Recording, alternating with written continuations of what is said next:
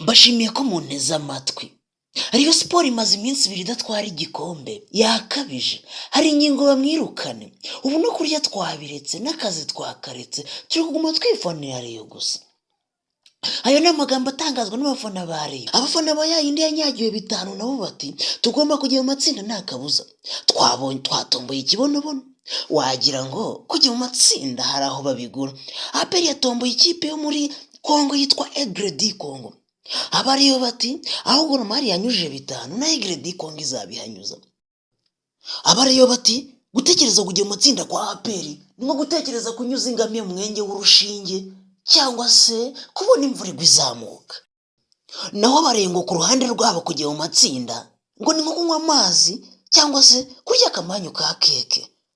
Abariyo bati ariko abafana ba APR mwigira ibyo byizere mugira mu bikura he ko kujya mu matsinda naho babikopa cyangwa babikodesha.